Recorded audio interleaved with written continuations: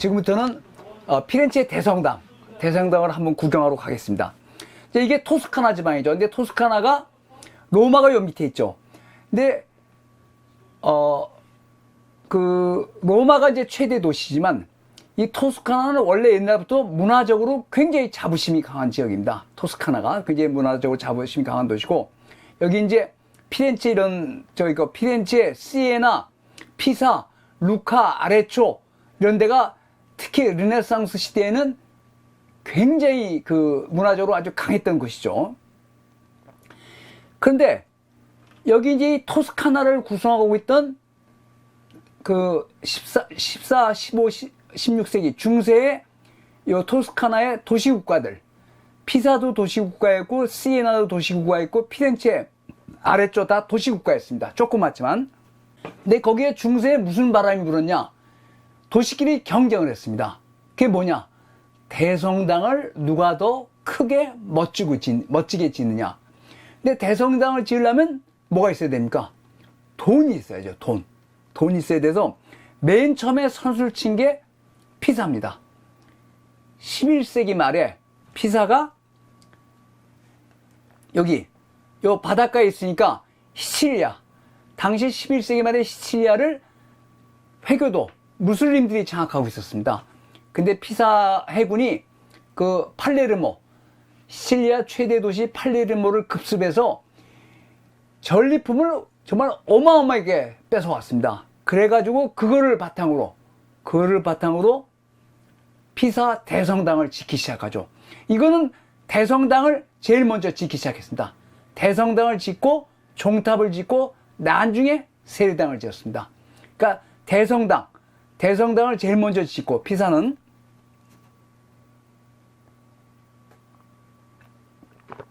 대성당을 제일 먼저 짓기 시작하고 종탑 짓고 세례당을 지었습니다. 피렌체는 다르죠. 피렌체는 세례당을 제일 먼저 지었거든요. 그래서 피사 해군이 시칠리아의 팔레르모 회교도 이슬람 세력을 급습해서 뺏은 전리품 그 돈으로 이 어마어마한 피사, 이거 굉장히 큰 겁니다. 100m에 정말 어마어마한 건물을 시작했고, 그래서 정말 이거 어마어마한 건물이죠. 이제 이건 로마네스크 양식하죠. 이런 건 11세기 말에 짓기 시작해서 12세기, 13세기전인데 정말 어마어마한 건물입니다. 그러니까 뭡니까? 그 다음에는 피사 다음으로 시에나가 나섰습니다. 시에나가 나서가지고, 시에나는 유명한 순례길에 있었고, 또 금융산업이 시에나가 크게 발전했습니다. 그래서 뭡니까? 시에나 대성당을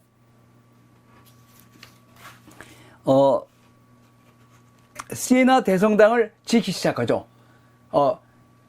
13세기 1200년부터 짓기 시작해가지고 굉장히 정말 화려한 고대 양식을 짓고, 우리가 저번에 보셨지만 그 내부도 엄청 화려합니다.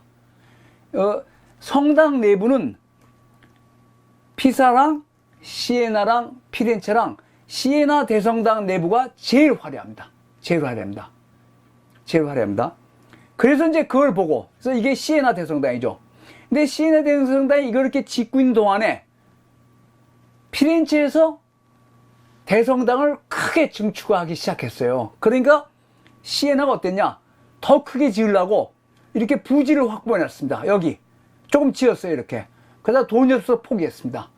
그러니까 12세기, 13세기, 14세기에 토스카나뿐만이 아니라 서유럽 전체에서 각 도시 또는 도시 국가들이 누가 더 화려하고 멋있는 성당을 짓느냐로 치열하게 경쟁했습니다. 그 경쟁의 결과로 나오는 게 우리가 오늘 볼 피렌체 대성당입니다. 피렌체 대성당.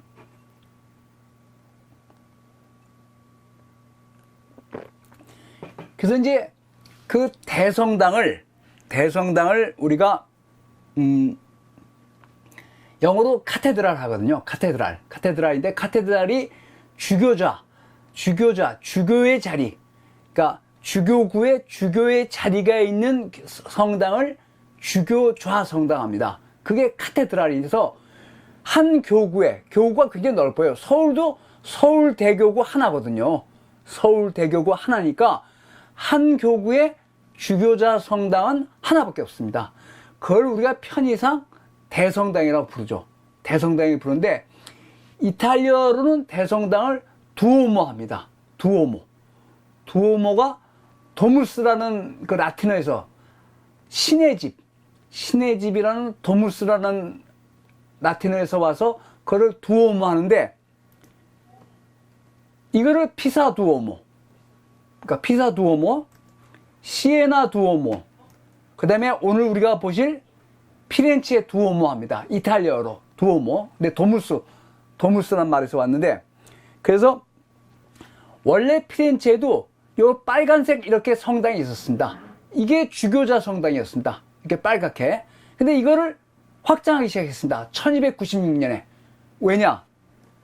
피사나 시에나에서 이렇게 크고 멋있는 성당을 짓으니까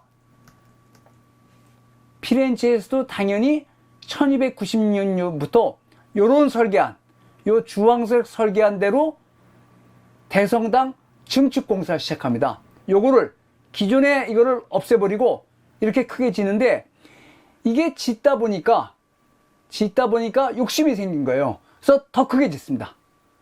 그러니까 정말 좀 과장해서 말하면 이 세상에서 제일 큰 대성당을 짓겠다. 그래서 이게 길이가 무려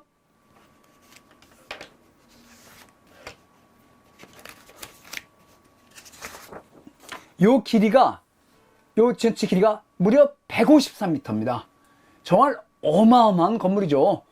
그러니까 이게 요 대성당이 요게 여기서부터 끝까지가 153m입니다. 그러니까 정말 굉장히 큰 건물이죠. 굉장히 그리고 요 폭이 38m. 그러니까 이게 153m. 요 40m 되고 요게 90m입니다. 90m. 그러니까 정말 153m에 90m이면 정말 어마어마한 건물인데 이 건물이 1296년에 시작해서 거의 한 200년, 140년 후에 1436년에 완공이 되거든요. 그러니까 엄청난 거죠. 1296년에 요 주황색 안대로 공사를 시작했다가 중간에 더 확장하기로 해서 길이가 무려 153m에 달하고 너비가 40m, 여기는 40m, 여기는 90m 이르는 당시로서는 가톨릭 세계에서 가장 큰 성당을 짓습니다. 그러니까 이게 이제 나중에 16세기, 17세기에 바티칸에 있는 성 베드로 성당 나오기 전까지는 가톨릭 세계에서 제일 큰 성당이었습니다. 제일 넓은.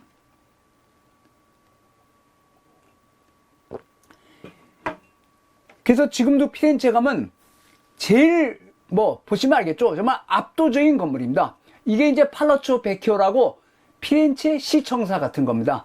근데 이거랑 비교가 안 되죠. 그 규모가. 그래서 보시면 피렌체 전체에서 지금도 제일 넓고 정말 장엄한 건물입니다. 요게 한 40m 되고 전체 길이가 153m.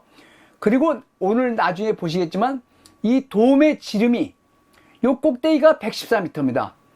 여기가 한 90m 되는데 돔의 지름만 40m가 넘습니다.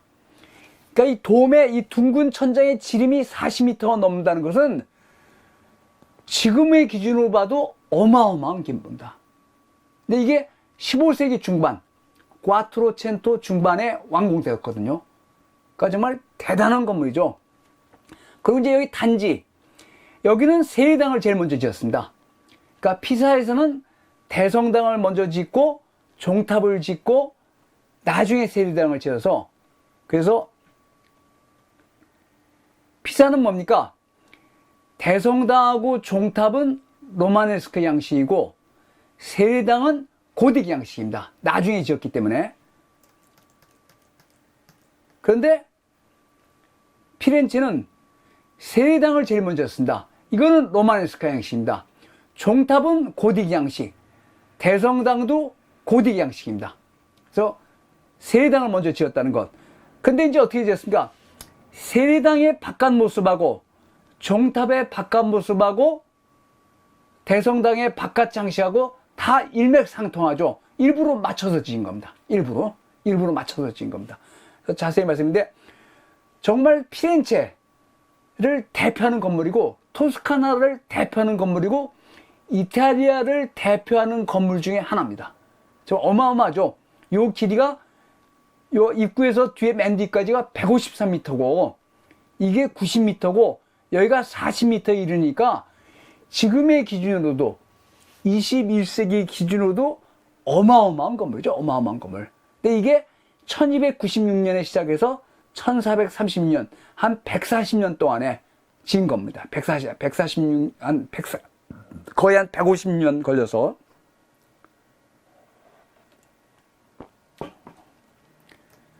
그래서 이제 위에서 보면 정말 이 도움에 요게 지름이 45m인 것 같습니다. 45m. 그러니까 정말 엄청난 건물인데 이게 전체 길이가 여기서 여기까지가 153m. 요 전체 길이가 90m. 요 도움의 지름이 45m고 요 꼭대기가 114m입니다. 맨 위에 동그란 볼 있죠? 이게 114m입니다. 그러니까 정말 엄청난 건물이죠. 엄청난 건물인데 그거를 이제 한번 구경을 하시겠습니다. 그래서 원래 이 건물이 1418년에는 이런 상태로 완공이 됐습니다. 위에 돔 없이.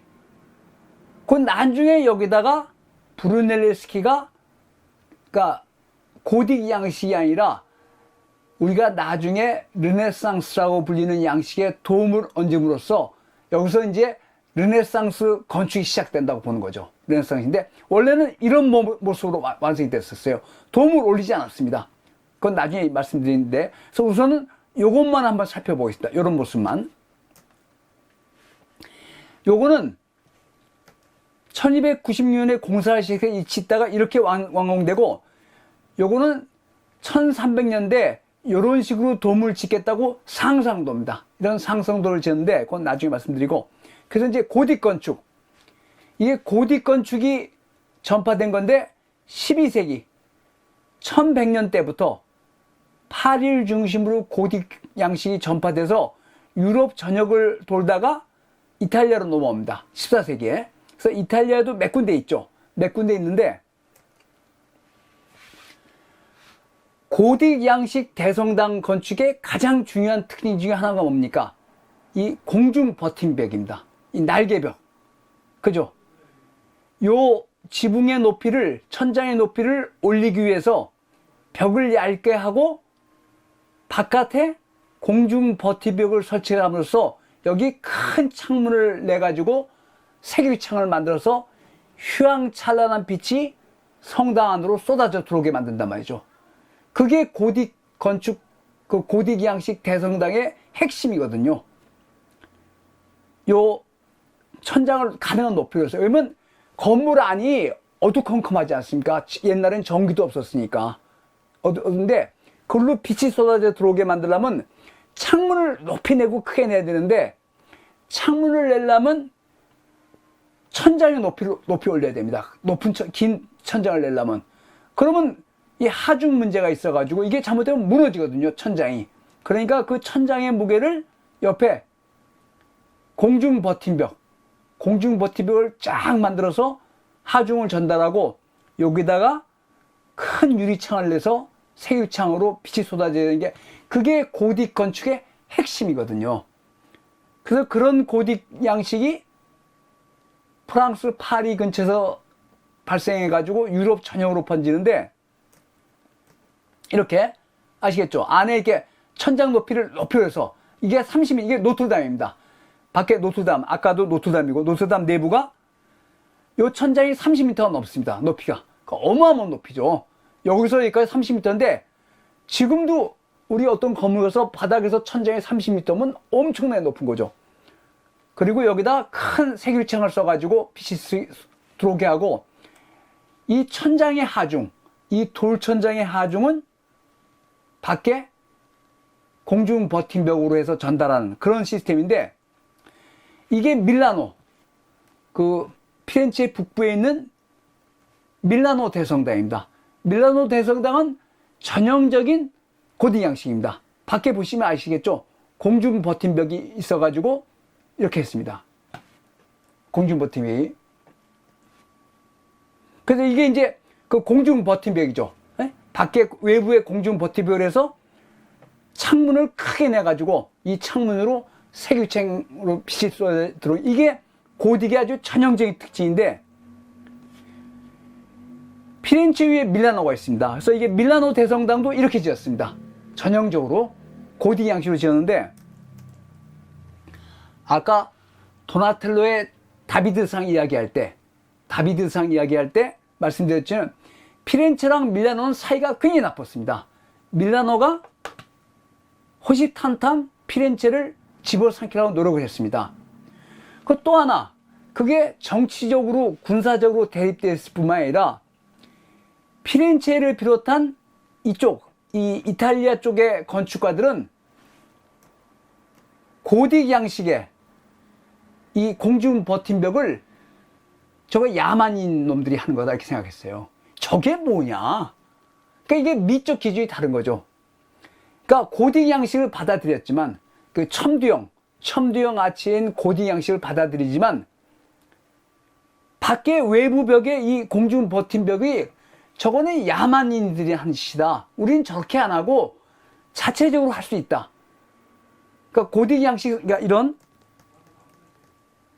지금 시에나 대성당 보십시오. 이렇게 뾰족탑, 이런 뾰족 아치가 있는 게 고딕형인데, 여기 보면 공중 버팀벽이 있죠. 시에나 대성당은 공중 버팀벽이 있습니다. 피사 대성당은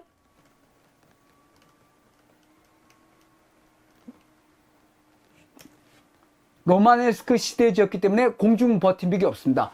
물론 로마네스크의 양식이란 말은 당시에는 없었지만 12세기, 13세기에 지어진 것은 나중에 로마네스크 양식이라고 붙이는 것은 공중 버팀벽이 없어요.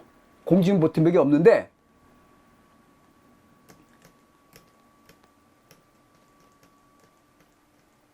시에나 대성당은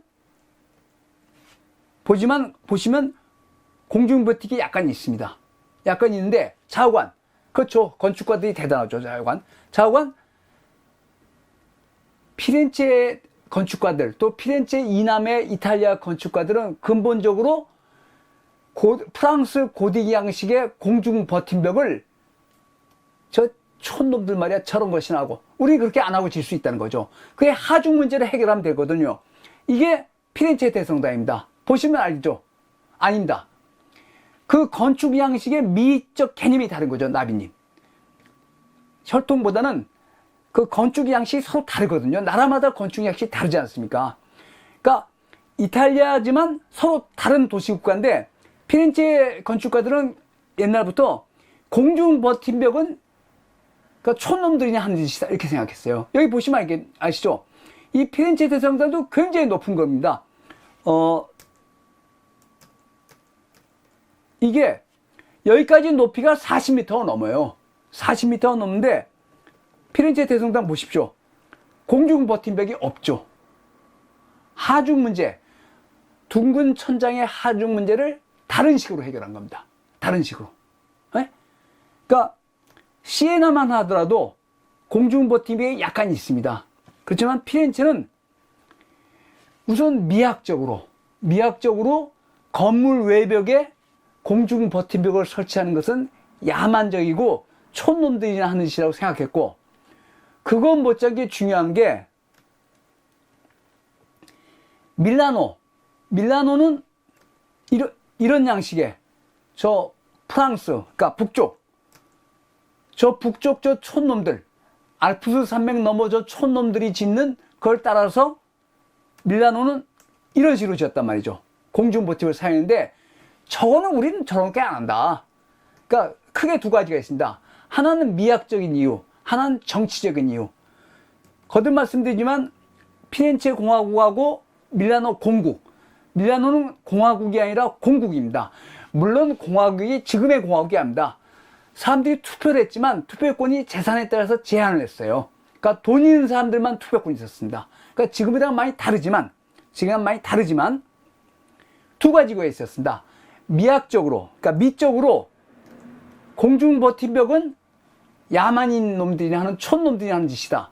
둘째는 우리가 왜 저 북부 저 알프스산 너머에 이제 야만인들 따라서 하는 저 밀라노 저 철천지 원수 놈들의 그걸 따라가야 되냐? 그러니까 정치적인 이유로, 미학적인 이유로 공중버팀벽을 거부했습니다. 공중버팀벽을. 아시겠죠? 공중버팀벽을 거부했습니다. 예. 근데 이제 밥순이 나중에 보세요. 꼭 그렇지 않습니다. 이제 그래서 사실 르네상스 건축이 시작되는 겁니다. 그래서 보시면 알겠지만 피렌체 대성당은 어마어마한 규모의 건물입니다. 그럼 당연히 공중 버팀벽이 있어야 될 것 같은데 안 썼어요. 나중에 돔도 그렇게 됩니다. 그건 나중에 말씀드리겠습니다. 그래서 피렌체 대성당의 단면도입니다. 아주 심플합니다. 프랑스 대성당에 비해서 훨씬 심플하게 되어 있는데 이렇게 되는데 그건 나중에 보십니다. 여기 이제 큰 돔이 있는데 요 돔은 완공되지 않고 아까 보였지만 빈 채로 놔뒀습니다. 이렇게. 이게 1418년의 모습입니다. 1418년. 요건 돔 놔도 요렇게만 완성했습니다. 요렇게. 우선 요거만 보시겠습니다. 우선 이거는 고딕 양식입니다. 여기 보시면 알겠죠? 아치가 뾰족아치입니다. 뾰족아치를 썼지만, 뾰족아치를 받아들였지만 고딕 양식의 가장 중요한 공중 버팀벽을 거부했습니다. 그게 큰 차이점입니다. 그래서 이 밀라노 대성당, 노틀담 대성당에 있는 공중 버팀벽이 피렌체 대성당은 없습니다. 이게 큰 차이입니다. 그래서 이제 그걸 한번 구경을 하시겠습니다. 우선 이 전면 엄청나게 화려한데 요거는 19세기에 한 겁니다. 19세기인데 그 이유는 나중에 말씀드리고, 전면이 굉장히 화려하죠. 이건 19세기에 한 건데 그건 나중에 말씀드리고, 옆에서 이렇게 생겼는데 전체적으로 아까 말씀드렸지만 종탑하고, 이게 이제 전경입니다. 종탑하고 그 대성당의 모습인데 장식 무늬를 맞췄죠. 장식 무늬를 맞췄죠. 이렇게 맞췄습니다. 그러니까 세당, 종탑 다 이렇게 비슷하게. 이거는 피렌체 세리당이나 종탑이나 대성당 모두 대리석 건물이 아닙니다. 샌드스톤 건물인데 거기다가 대리석판을 붙인 겁니다. 근데 같은 장식물을 썼다는 거죠. 예, 효민이 그건 이제 나중에 말씀드릴게요. 나중에 이제 물론 그 공중 버팀벽도 나름대로 미학적 효과가 분명히 있습니다. 근데 르네상스 양식은 다릅니다. 그건 이제 나중에 설명을 드리겠죠. 그래서 요런 장식, 외벽 장식은 대리석을 붙인 건데 그것은 종탑이나 세리당을 따라서 했습니다. 세리당을 제일 먼저 짓고 세리당 외벽 장식을 흰색 대리석하고 짙은 녹색 대리석으로 붙였거든요. 그거를 종탑에도 사용하고 대성당 본체에도 사용했습니다. 대성당 본체에도. 그래서 이제 이게 무슨 렌즈로 찍은 겁니다. 렌즈로 종탑하고 대성인데 거의 뭡니까? 외부 장식이 거의 똑같죠. 거의 똑같죠. 그리고 보십시오. 종탑이나 대성당이나 뭡니까? 이렇게 뾰족아치를 써서 일종의 고딕 양식이라는 말이 나중에 붙여졌지만 거의 비슷한 장식입니다. 그죠? 거의 비슷한 장식이죠. 이런 식으로. 이게 이제 옆면인데, 이런 식으로 샌드스톤이라는 돌을 사용해서 짓고, 거기다 대리석을 붙인 겁니다. 대리석을. 근데, 굉장히 이게 아주 아름답게 지었죠. 굉장히 아름답게 지었습니다. 아름답게 잘 붙였고, 요게 이제 남쪽입니다. 남쪽에 이렇게 문이 있는데, 여기 보시면 알겠죠? 전체적으로 뾰족아치를 썼습니다. 이런 걸 이제 고딕 양식 하는데 남쪽인데 벽에다가 흰색하고 짙은 녹색 대리석을 붙여서 장식을 했는데 그 장식이 세리당하고 종탑하고 일맥상통하게 만들었습니다. 일맥상통하게. 그래서 대성당을 제일 나중에 지었으니까 그거를 따라서 한 겁니다. 이렇게. 그래서 이런 외벽은 이런 장식입니다. 거의 조각 장식은 없고 조각물은 조금 있지만 별로 없고 이런 장식으로 대리석판을 쫙 붙여놨습니다. 이렇게. 그리고 이제 이게 세계유창이죠. 그렇지만 뭡니까? 우리가 알고 있는 전통적인 고딕 양식의 세계유창하고는 전혀 다르죠. 맞습니다. 지금 룰루님만대로 심플한데 웅장하죠. 그러니까 화려하지는 않습니다. 공중 버팀벽이 있어서 막 들뜬 분위기가. 공중 버팀벽은 뭡니까?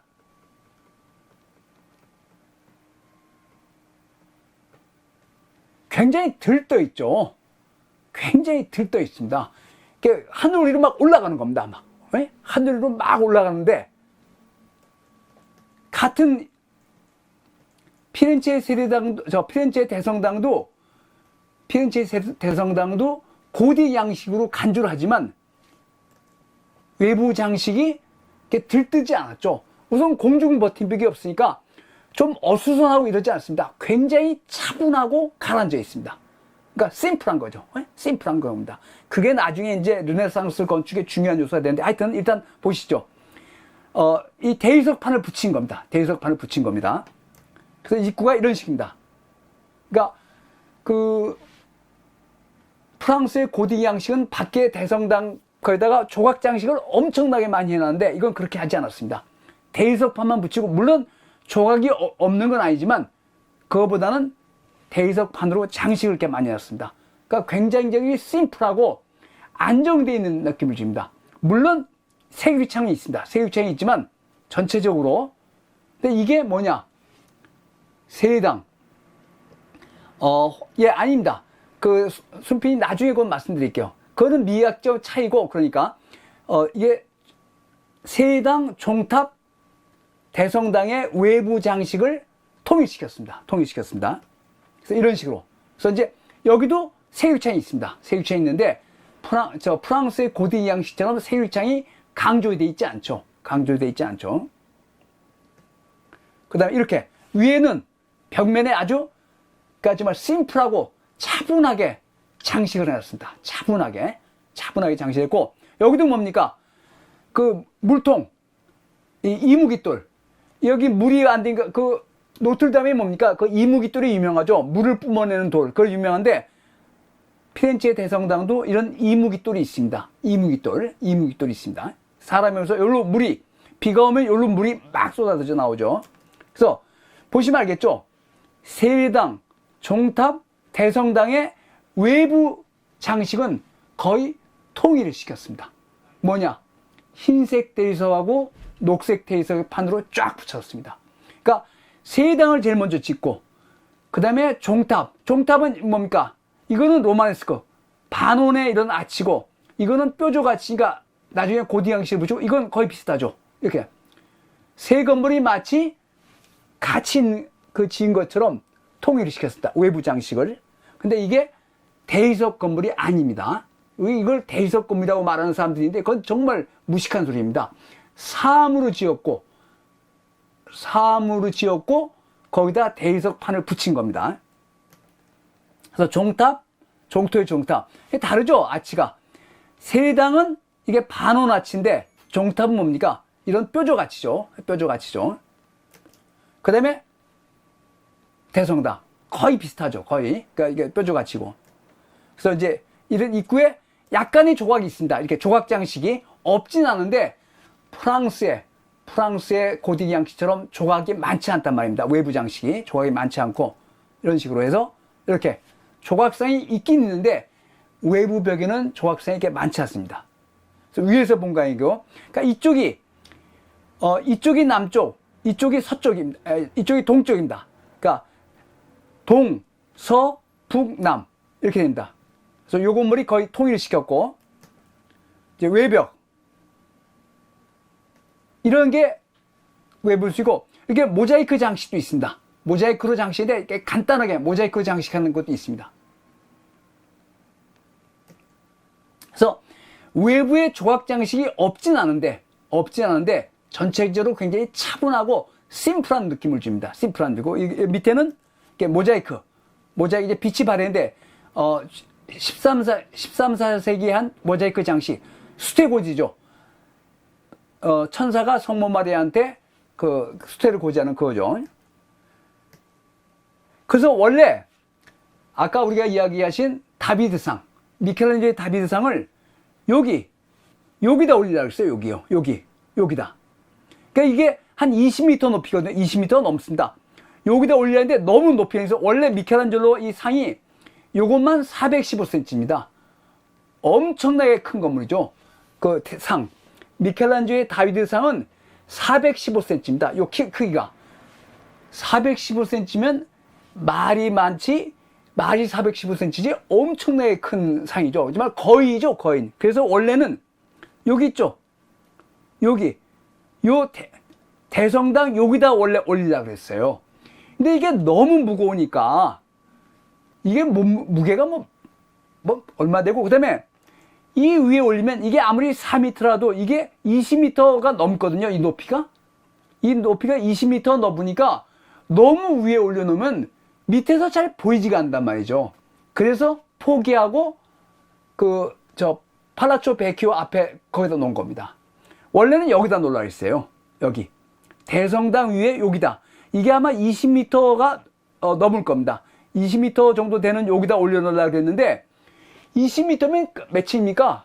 아파트로 치면 4층, 한 6, 7층 위에 있으니까 밑에서 보이면 아무리 4m 넘어도 잘 안 보이죠. 그래서 포기한 겁니다. 그거 워낙 너무 무거웠대요. 무게가 굉장히 많이 나간답니다.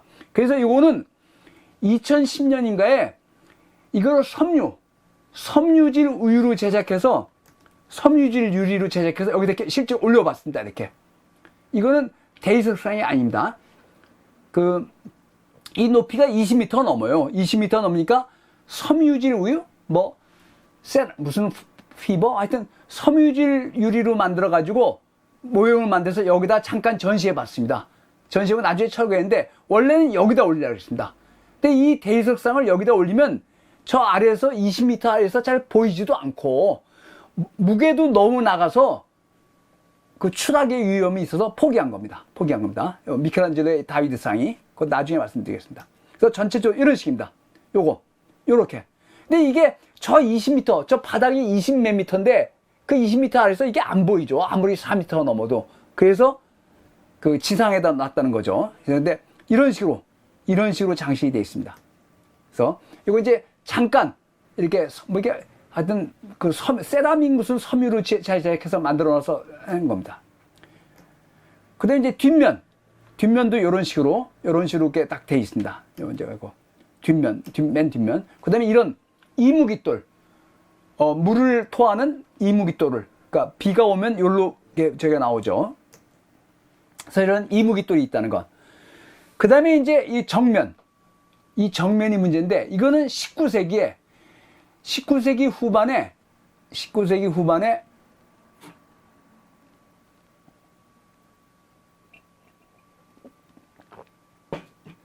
정 대표, 물 한 잔만 더 부탁해요.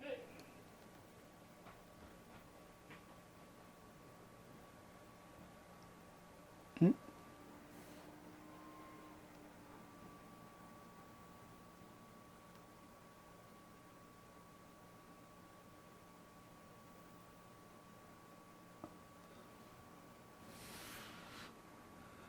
네, 잠깐 기다려주세요. 퍼퍼가 난다는데?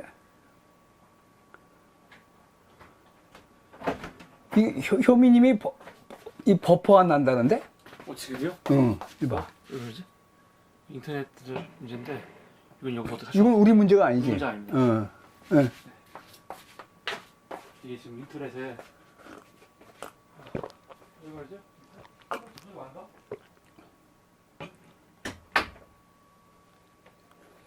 어떠세요? 지금 효미님 어떠세요? 계속 버퍼가 납니까? 이건 여기 문제가 아니라는데요? 예. 그러니까 이제 우리가 남쪽, 북쪽, 동쪽을 보셨습니다. 남쪽, 북쪽, 동쪽을 보셨는데 굉장히 요란스럽지 않고 심플하다는 거. 그리고 세당, 종탑, 대성당의 외면을 통일시켰다. 이걸 이야기 드렸습니다. 이거 왜 계속 버퍼가 난다고들 말씀하시는데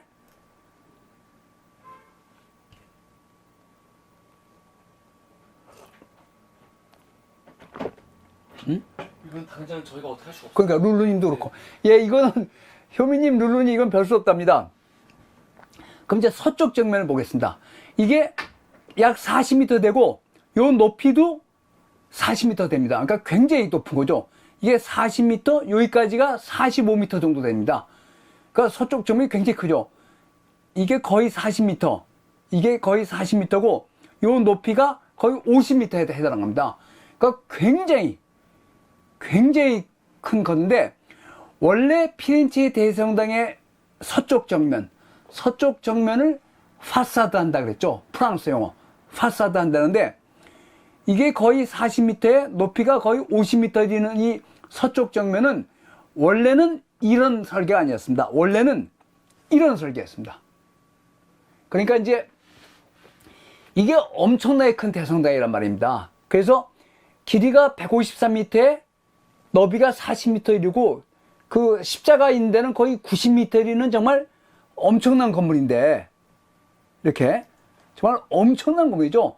153m, 90m, 이게 40m니까 엄청난 건물인데, 큰 쟁점이 뭐였냐면, 큰 쟁점이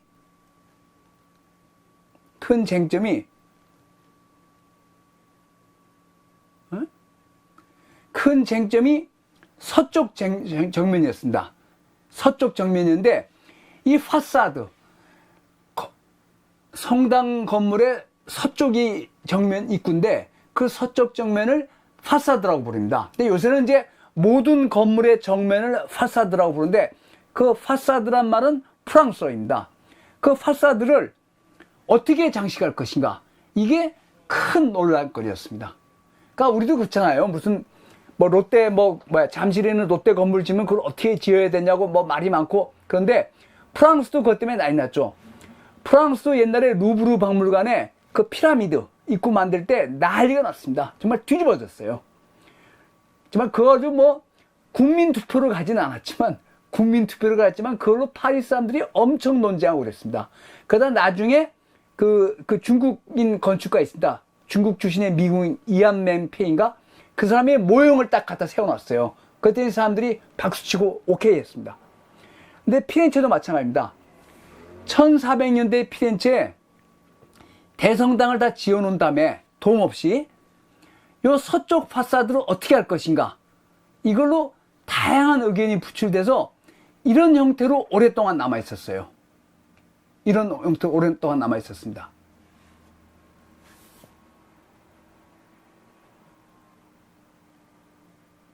이거 어떡하지? 예, 이 버퍼 나는 건 어쩔 수가 없다니까요. 그냥 하겠습니다. 그래서 이런 형태로 남아있었고, 이 서쪽 파사드를 가지고 여러 가지 안이 제출됐습니다. 여러 가지 안이 제출됐는데, 지금 이제 이게 당시에 제출된 안에 대성당 박물관에 보관되는데, 이런 식으로 하자는 사람, 아래를.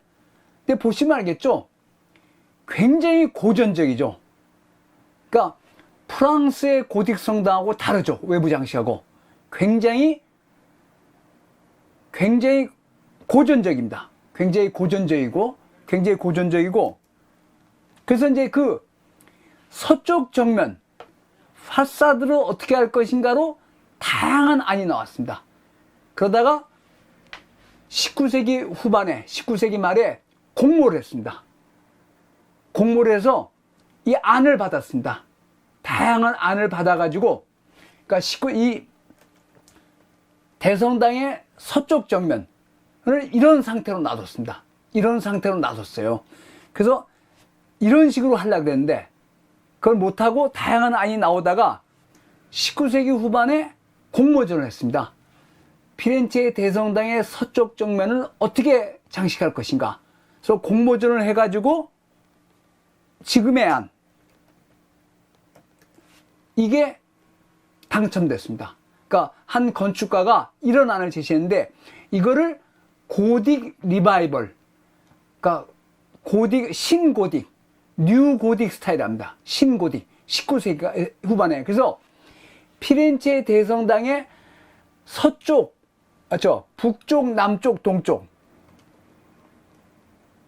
여기 남쪽, 이게 남쪽입니다. 종탑. 남쪽, 북쪽, 동쪽은 중세 14세기, 15세기 한 거고, 서쪽만,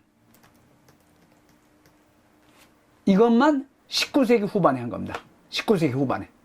19세기 후반에 공모전을 거쳐서 이런 안이 통과됐습니다. 이거를 고딕 리바이벌, 그러니까 신고딕 양식합니다. 왜냐면 전체적으로 이 뼈주같이 있었거든요. 그렇지만 여전히 심플하고 프랑스 고딕에 비해서 훨씬 안정되어 있습니다. 그러니까 로마 건축적 요소가 훨씬 많죠. 그래서 그걸 한번 자세히 살펴보겠습니다. 이거 19세기니까 이런 다양한 안이 나왔다가 19세기 후반에 지금의 안. 지금 보시면 알겠죠? 이게 세리단이고,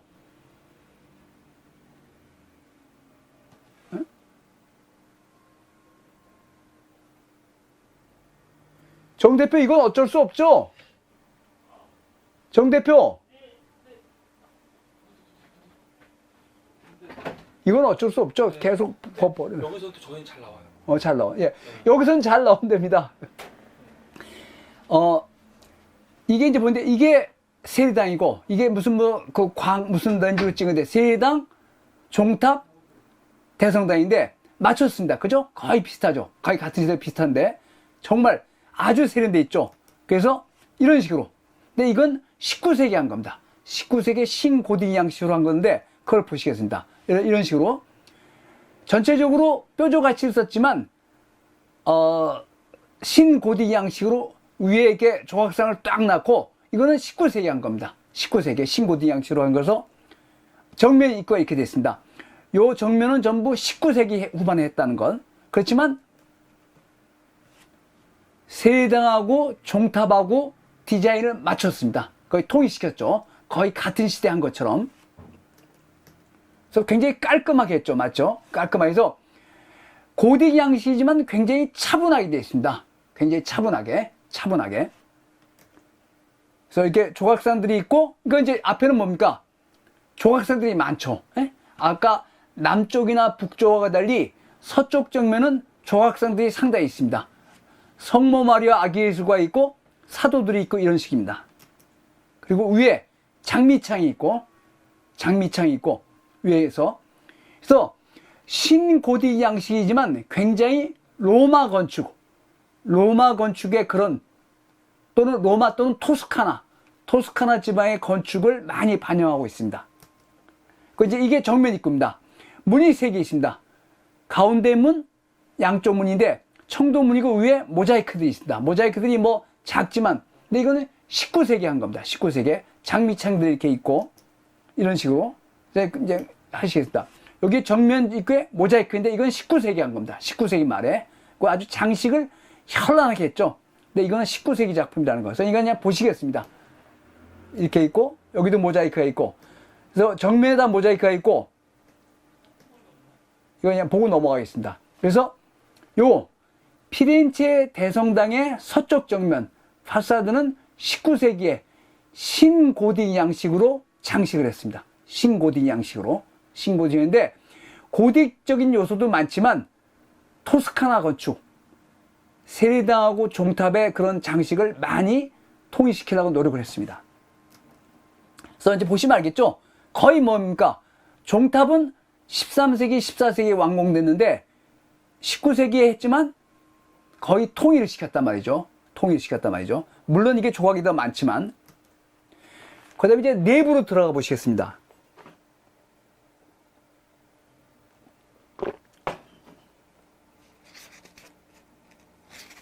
내부로 들어가시면 여기가 정면 입구입니다. 여기. 요 가운데로 들어가시면 이렇게 됩니다. 이 안쪽입니다. 안쪽이면 요거는 중세 때 한 겁니다. 요거는 요게 요 시계 여기 보면 맨 위에 세유리창 여기 세유리창이 있고 여기 세유리창이 있죠. 그죠? 근데 세유리창이 조그맣니다. 그 프랑스의 세유리창이 좀 크지 않고 조그만 세유리창이 있는데 요런 세유리창입니다. 이거는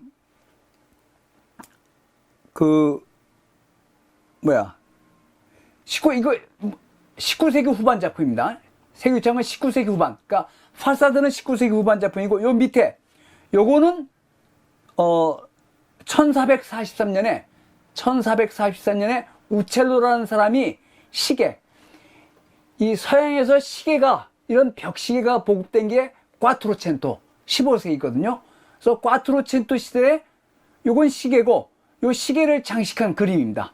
이건 우첼로라는 화가가 그림을 그렸죠. 프레스코로 그렸습니다. 프레스코로 그렸고 이게 4.7m, 4.7m의 시계를 이런 식으로 장식을 했습니다. 이런 프레스코로 이렇게 프레스코로 장인데 4.7m, 4.7m입니다. 그 다음에 그 밑에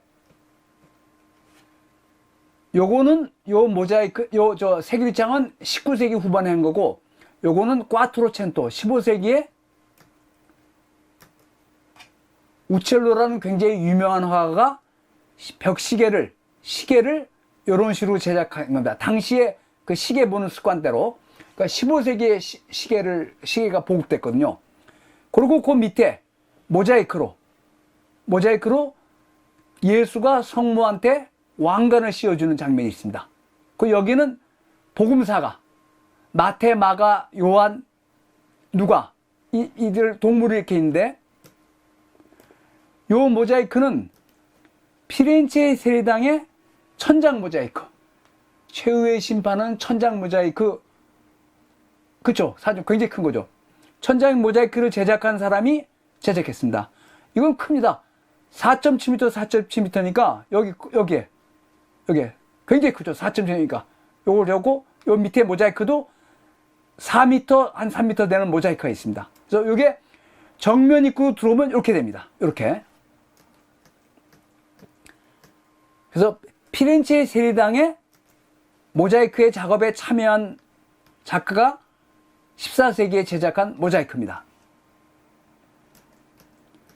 그 다음에 이제 천장을 보시겠습니다. 천장을 보시면 굉장히 심플하다는 걸 알 수 있다. 시에나 대성당하고 전혀 딴판이다. 시에나 대성당은 굉장히 화려하거든요. 저번에 우리 시에나 대성당 보셨지만 그 안이 엄청나게 화려하게 장식이 많은데 피렌체 대성당은 이런 이 고딕 양식이죠. 이런 볼트, 둥근 그러니까 이런 첨두형 천장에 볼트만 있고 장식이 거의 없습니다. 장식이. 예, 시계 모티브마다 그 성자들, 그러니까 저 기독교의 예언자들을 이렇게 그려놨습니다. 장식을 해놓고. 근데 내부는 대성당 내부는 굉장히 심플합니다. 아님, 예, 루루님 당연하죠. 이 모자이크는 요거는 여기서 여기 벽에다 붙인 거죠. 여기 가서 올라가서 작업한 겁니다. 모자이크는 여기다 밑그림을 그리고 모자이크는 되게 이거는 뜯어서 못 붙이죠. 벽면을 해가지고 그 위에서 올라가서 직접 붙인 겁니다. 거기다 밑그림을 그려놓고 모자이크를 붙인 거지 제작해서 천장에 붙인 거 아닙니다. 되게 모자이크는 가서 직접 붙입니다. 그러니까 지금 이거 말씀하시는데 피렌체 세례당의 모자이크는 밑에서 제작하지 않고 여기다 밑그림을 여기서 직접 붙입니다. 그건 제작해서 위로 못 가지고 올라가죠. 이거는 밑에서 제작하지 않고 위에서 직접 제작해서 붙인 겁니다. 모자이크는. 그 다음에 피렌체 대성당의 내부는 천장도 뭡니까? 굉장히 심플하죠. 거의 장식이 없습니다. 그죠? 그러니까 우리가 본 시에나 대성당, 이따 한 번 더 보여드리는 시에나 대성당 내부랑 천연 딴판입니다. 이렇게 볼트에만 있고 장식이 거의 없습니다. 굉장히 심플하죠.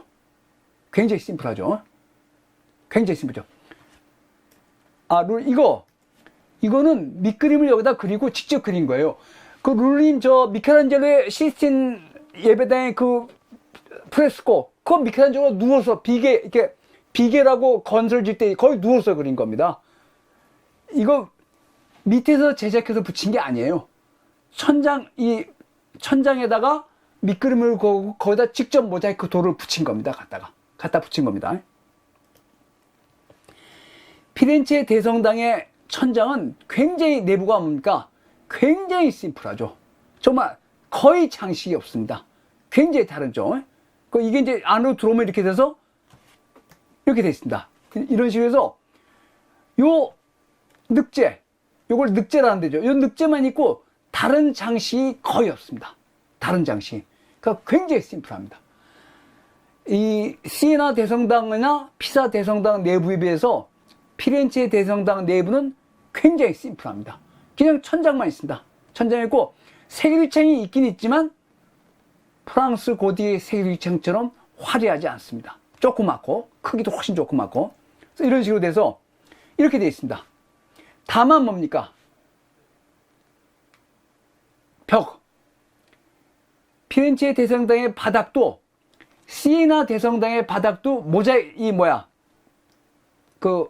일종의 타일 기법. 지금 우리가 알고 있는 타일로 전부 장식을 해놨거든요. 그러니까 일종의 모자이크 타일이죠. 타일로 장식을 했는데, 그렇죠. 조명이 없어도 굉장히 우아하죠. 굉장히 심플하면서 우아합니다. 근데 다만 바닥은 시에나 대성당의 바닥과 마찬가지로 대리석 타일로 장식을 해놨습니다. 대리석으로 타일 장식을 전부 해놨습니다. 대리석 타일로 이게 장식을 해놨습니다. 그거 빼놓고는 피렌체 대성당 내부는 내부 장식이 별로 없습니다. 그냥 첨두형 아치에 늑제가 있고 바닥은 대리석으로 장식을 해놨습니다. 타일로 이런 식입니다. 이렇게. 근데 다만 요거랑 요게 교차하는데 돔을 설치하지 않았습니까? 나중에 그 돔 내부는 나중에 한 100년 후에 1560년대 대성당의 완공된 100년 후에 천장화 프레스코를 그려놨습니다. 프레스코를. 그러니까 여기 보시면 알겠죠? 내부가 다른 고딕 양식 성당에 비해서 굉장히 심플합니다. 그리고 요게 요 양쪽이 크로스되는 데의 돔 내부는 1560년대에 프레스코화, 최후 심판이라는 프레스코화로 화려하게 장식했는데 요 그림은 수준은 그렇게 높은 그림은 아닙니다. 요거는 그냥 간단하게 보고 넘어가겠습니다. 요거는 돔은 나중에 했으니까 요거는 천장에 간단히 보고 넘어가겠습니다. 이거 수준은 아주 뛰어난 작품은 아니다. 이거는 미켈란젤로의 시스틴병 그 대성당의 천지창조나 이런 거에 비하면 잽이 안 되는 거라서 그냥 보고 넘어가고 나중에 혹시 최후의 심판을 그려놓은 건데 다만 뭡니까? 요런 거 있지 않습니까? 여기 사람이 밖에 발을 있는 것 같죠? 건물이 있는 것 같죠? 눈속임입니다. 저번에 시에나 대성당 보실 때 그 시에나 대성당의 장식이 눈속임이 많다 그랬지 않습니까? 이게 여기 마치 밑에서 보면 여기 건물이 있어가지고 그림이고 건물이 있어서 사람들을 조각해 놓은 것처럼 보이죠? 근데 그건 아닙니다. 이건 그림입니다. 눈속임입니다. 눈속임. 완전히 눈속임 기법으로 마치 여기 건물이 있는 것처럼 건물체가 있는 것처럼 하고 사람이 조각돼서 발을 내밀고 있는 것처럼 보이는데 이거는 완전한 눈속임입니다. 저번에 시에나 대성당 내부 보셨잖아요. 그 피콜로미니 도서관 내부의 그 그림들. 그게 그러니까 일종의 착시 효과죠. 이게 바닥에서 보니까 이게 맨 꼭대기가 90m거든요. 여기가 한 50m 되니까 저 50m 위에 보니까 그게 완전히 눈속임이 되죠. 눈속임이. 그래서 이거는 눈속임입니다. 요 부분. 요게 마치 건물이 있는 것처럼 보이시죠? 건물이 있는 것처럼 보이고 진짜로 건물이 있고 사람이 발을 조각을 해서 발이 있는 것 같은데 아닙니다. 이건 그림입니다. 완전한 그림. 그래서 나중에 이제 보시겠지만 이 천장화는 이런 눈속임을 엄청 많이 사용합니다. 눈속임을. 근데 이 그림은 수준이 있게 뛰어난 그림은 아니니 그래서 간단히 보고 넘어가겠습니다. 최후의 심판 그림입니다. 그리고 이제 지옥도. 최후의 심판에서 중요한 게 제가 지옥도라고 말씀드렸는데 보시면 알겠지만 수준이 별로입니다. 그 다음에 그 밑에 요 돔 바로 밑에 돔 바로 밑에 성직자석, 그러니까 영어로 콰이어가 있습니다. 요 돔 바로 밑에 이렇게 팔각형으로, 돔이 팔각형으로 되어 있거든요. 여기 보시면 이 돔이 팔각형 돔입니다. 그러니까 팔각형 돔 내부에다가 최후의 심판 그림을 그려놓고, 굉장히 큰 그림이죠. 이 길이가 거의 30m가 넘고 40m가 엄청나게 큰 그림입니다. 엄청나게 큰 그림인데 이 그림의 수준 자체는 높지 않다는 걸 말씀드리고, 이런 건 눈속임이라는 건 마치 건물이 있는 것처럼, 그런데 눈속임입니다.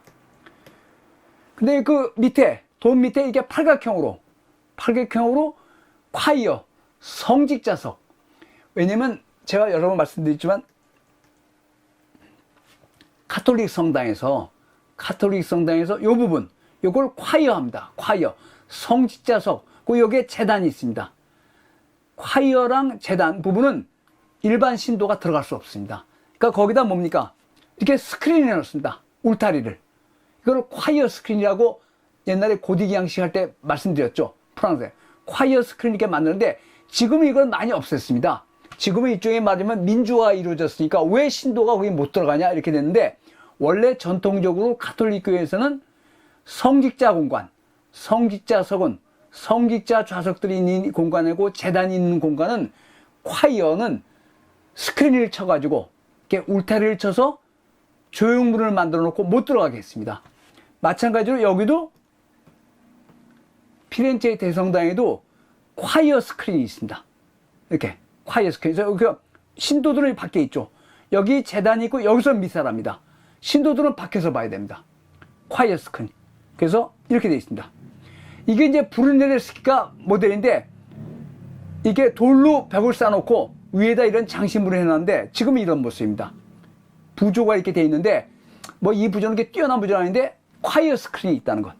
이렇게 돔 밑에 성직자석, 콰이어하고 성직자석의 성직자 공간, 제단이 있고 미사를 드리는 성직자 공간이 있고, 그를 둘러싼 울타리, 돌이 있고, 그 울타리들에는 돌로 만들어 놓고 부조를 해놨습니다. 조각을.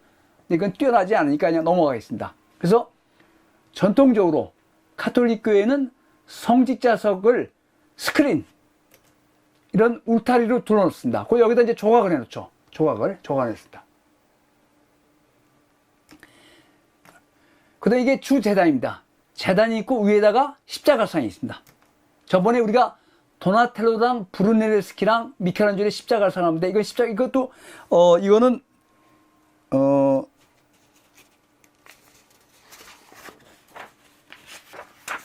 1400원, 15세기 말에 조각가가 예수의 십자가상을 조각해 놨습니다. 이 조각가는 그렇게 유명한 사람은 아닙니다.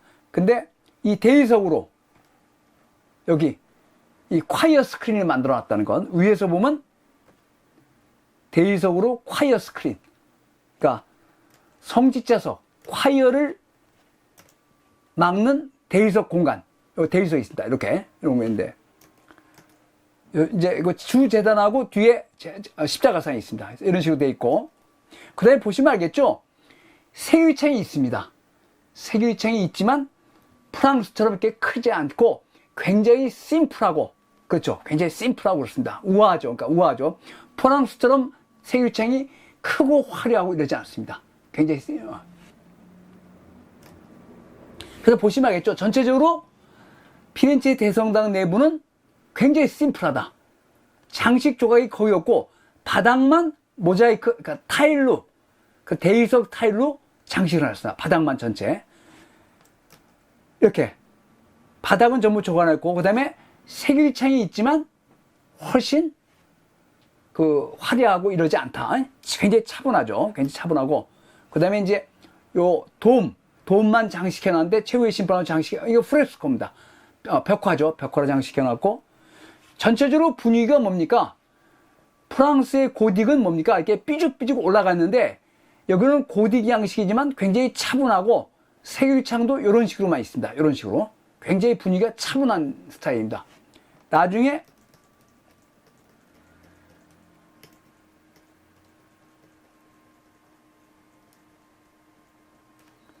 이게 시에나거든요. 시에나 대성당 내부 보십시오. 훨씬 화려하죠. 시에나 대성당 내부는 굉장히 장식적이고 화려한데 피렌체 대성당은 전체적으로 분위기가 굉장히 차분하고 바닥 장식을 빼놓고는 별로 장식이 없습니다. 별로. 이렇게. 그래서 바닥은 대리석 타일로 전부 이렇게 장식을 해놨습니다. 이게 높이가 굉장히 높죠. 굉장히 높아서 밑에 본 거고. 그래서 이 바닥 장식을 대리석 모자이크로, 대리석으로 이렇게 전부 대리석 타일로 써서 장식을 해놨습니다. 그래서 그걸 보시고 계십니다. 이렇게. 위에서 보는데, 근데 보시면 알죠? 내부 장식이 거의 없습니다. 내부 장식이 거의 없습니다. 그러니까 완전히 심플 그 자체입니다. 내부 장식이 거의 없다는 건. 위에서 보시면 이렇게 이런 식으로. 그러니까 다르죠. 굉장히 심플합니다. 바닥만 대리석으로 장식을 해놨습니다. 바닥 전체를. 이렇게 바닥 전체를 장식했고, 여기는 콰이어 스크린이 있고, 돔 밑이죠. 그 다른 장식이 거의 없죠. 그죠? 요런 데만 약간 있지, 내부 장식이 거의 없습니다. 거의 없습니다. 이거는 시에나입니다. 시에나 대상, 또 내부 장식, 바닥 장식도 시에나는 대리석으로 그림을 그려놨거든요. 이렇게 다양한 성경에 나오는 그림들을 이렇게 그려놨는데, 피렌체 대성당 내부는 그림이 없이 그냥 장식만 있습니다. 장식. 바닥 전체를 장식을 해놨습니다. 바닥 전체인데, 시에나 대성당은 이렇게 화려한 그림으로, 화려한 성경이나 고대 그리스나 로마의 신화 그림으로 장식해 놨는데, 피렌체 대성당은 바닥 대리석 장식도 굉장히 심플한 편입니다. 그림은 없습니다. 그냥 장식만 해놨습니다. 장식 조각으로. 이렇게. 근데 이제 공간에, 여기 이제 중요하게 위에서 보시면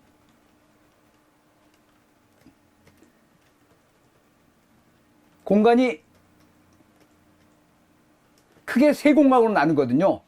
가운데 싱하이고 양쪽에 층랑이 두 개 있습니다. 거기 층랑에 중요한 예술 작품이 있는데 그것만 잠깐 보시겠습니다. 여기 보시면 아시겠죠? 자, 이게 중앙 층랑입니다.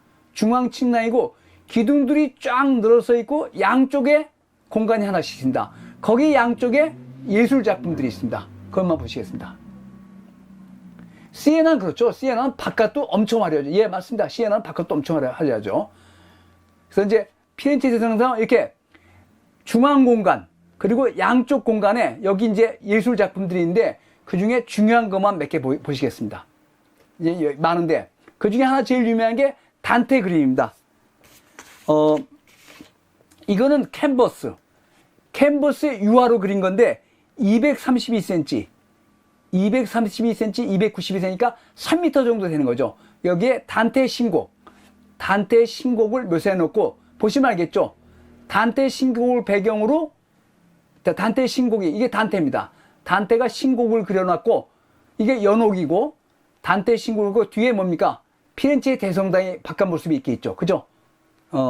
요거는 1465년, 대성당이 완공된 다음의 모습입니다. 1465년. 이 그림이 있고, 그래서 이 단테의 신곡의 연옥을 이렇게 그려놨고, 그 다음에 여기 이제 제일 중요한 것은 단테 신곡입니다. 단테. 그러니까 신곡 쓴 단테의 이야기를 그림으로 그려놨습니다. 단테를. 그 다음에 여기서 이제 제일 중요한 것은 이겁니다. 청동 기마상 대신에 프레스코로 기마상을 만들어줬습니다. 원래 이 두 사람은 피렌체를 지키는데 도움을 준 용병 대장들입니다. 근데 이 사람들이 원래 청동 기마상을 원했는데 청동 기마상은 돈이 너무 많이 드니까 청동 기마상 대신에 프레스코로 기마상을 만들어줬습니다. 이게 두 점이 있습니다. 요게 우첼로가 제작하는데 프레스코로 제작하는데 요거 전체 크기가 732cm, 403cm, 7m 30, 4m 되는 굉장히 큰 프레스코입니다. 그러니까 청동 기마상 대신에 돈이 많이 드니까 이 용병 대장한테 프레스코를 그려서 줬습니다. 관이 있고 뭐니까 기마상이죠. 요거는 뭡니까? 조각으로 장식을 해놓은 것 같죠? 아닙니다. 이거 그림입니다. 이것도 눈속임이죠. 요게 마치 여기 보시면 프레스코가 있고 조각으로 장식을 해놓은 것 같은데 벽면을, 그게 아니라 요거 다 그림입니다. 그러니까 눈속임이죠. 눈속임. 그러니까 여기서 보시면, 이 아래에서 보시면 이 위에 달려 있으니까 이게 조각같이 보이는데 아닙니다. 그래서 유명한 용병대장, 피렌체를 도와준 용병대장의 기마상을 청동상은 너무 돈이 드니까 프레스코로 그려줬습니다. 근데 요거는, 요 장식은 그림이라는 것. 그러니까 이게 언제 그리냐면 1436년이니까 꽈트로체토 때 이미 이 그림의 수준이 엄청나게 오른 거죠. 마치 조각 장식 같죠? 그림입니다. 그림. 옆에 이렇게 말 타는 모습인데 요게 조각이 아니라 그림이라는 건 눈속임입니다. 옆에 또 하나 있습니다. 요거는 1456년에 이것도 용병대장을 했는데 이것도 8m 넘는 8m에 500, 그러니까 8m, 5m 길이의 아주 큰 기마상 그림이 있습니다. 근데 다 뭡니까? 여기다 눈속임이라는 것. 다 그림입니다. 벽화입니다. 벽화. 그래서 이 사람의 관이 있고 그 위에 말 타는 모습. 근데 이거에 비해서 이게 더 역동적이죠. 하여튼 이 용병대장한테 기마상을 청동으로 제작해 준 것은 정말 돈이 많이 든 거고, 그림으로 제작해서. 그런데 요 테두리가 이게 굉장히 크죠. 거의 8m, 5m니까 굉장히 큰 거. 이것도 마찬가지입니다. 그래서 여기 이렇게 있습니다. 두 점이. 여기 벽면에다가 벽화를 그려놨습니다. 벽화를 프레스코입니다. 프레스코입니다. 그다음에 이제 이런 조각들도 이건 조각이죠. 이건 실제로 조각인데 뭐 그거는 그렇게 유명한 게 아니니까. 그래서 내부가 이렇게 돼 있고, 그래서 다시 한번 말씀드리지만 피렌체 대성당의 내부는 굉장히 심플합니다. 바닥만 대리석 타일로 장식해놨고 거의 장식이 없습니다. 벽면에만, 양쪽 벽면에만 프레스코나 조각 장식이 있습니다. 프레스코인데 그 중에 제일 유명한 게 아까 보신 그 기마상 그 조각입니다. 그리고 밑에 지하에 그 가톨릭 성당들은 원래 전통적으로 지하 묘지가 있습니다. 전통적으로. 그래서 요 지하, 여기에 지하 여기로 들어가면 아래로 내려가면 지하 묘지가 있습니다. 지하 낙골당이 있는데 옛날에 낙골당으로 썼죠. 그러니까 가톨릭 성당 밑에 지하에다가 관을 갔으니까 거기에 브루넬스키, 이 브루넬스키의 무덤이 있습니다. 브루넬스키의 무덤이, 그러니까 브루넬스키의 그 피렌체 대성당의 돔을 제작한 브루넬스키의 묘를 피렌체 대성당 지하 낙골당에다가 모셔놨습니다. 그래서 그 돔은 다음 시간에 해야 될 것 같습니다. 이제 사실 피렌체 여기서 제일 중요한 게 돔인데 그 돔 이야기 나중에 하고 오늘은 내부만 보셨습니다. 피렌체 대성당의 내부는 굉장히 심플하다. 거의 장식이 없고 아주 심플하고 일종의 고딕 양식이지만 이 첨두형 아치 때문에 고딕 양식이지만 거의 고전적인, 거의 로마 건축하고 비슷합니다. 거의 아주 장식이 없고 이렇게 돼 있습니다. 아시겠죠? 중앙 공간, 양쪽 공간에 벽면에 세규창도 있고 있지만 굉장히 심플하죠.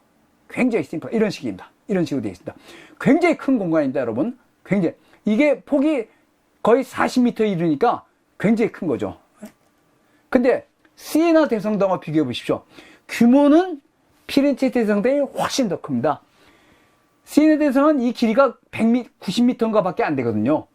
규모는 한 1.5배 더 되는데 시에나 대성당은 외부도 그렇고 내부는 정말 극도로 화려하거든요. 극도에서 많이 차이가 나죠. 근데 피렌체 대성당 내부는 굉장히 심플합니다. 근데 이제 피렌체 대성당의 핵심은 물론 건물도 중요하지만 요 돔입니다. 돔인데 그 돔은 다음 시간에 하겠습니다. 그래서 이 대성당을, 이 대성당을 기본 설계를 한 사람이 여기 대성당 건물이 여기 있는데 여기에 요 건물의 맨 밑에 대성당에 있으면 요 건물 맨 1층에 두 사람의 조각상을 세워놨습니다. 그러니까 지금 대성당이 이렇게 있는데 대성당 남쪽에 종탑이 있고 그 종탑 옆에 여기 팔라초 데 카노니치라고 건물인데 그 맨 아래층에 피렌체 대성당의 원 설계를 한 사람 그 아르놀피오 드 캄비오라는 원 설계한 사람이고 요거는 피렌체 대성당의 도움을 설계한 브루네르스키입니다. 근데 브루네르스키는 고개를 들고 있습니다. 이 사람은 이제 원래 그 대성당을 설계한 굉장히 14세기에 굉장히 위대한 건축가고 브루네르스키는 그 뒤에 도움을 설계한 사람인데 요 사람들 상을 여기 피렌체 대성당 옆에 건물에 여기다 해놨습니다. 여기. 그리고 동쪽 끝에 피렌체 대성당의 이게 서쪽 이게 동쪽입니다. 이 동쪽 끝에 피렌체 대성당 박물관이 있습니다. 그래서 중요한 작품은 그러니까 저번에 우리가 보신 기베르티의 천국의 문, 기베르티의 천국의 문도 원본은 여기가 있습니다.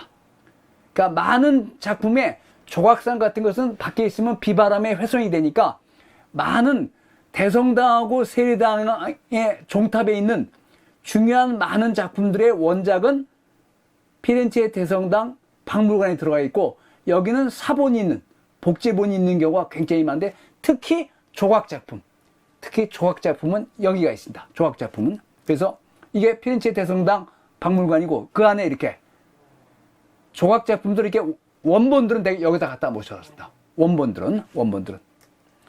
예. 그래서 이제 피렌체 대성당은 대성당도 굉장히 중요한 건물입니다. 그래서 그 사람의 아르놀피오 제가 지금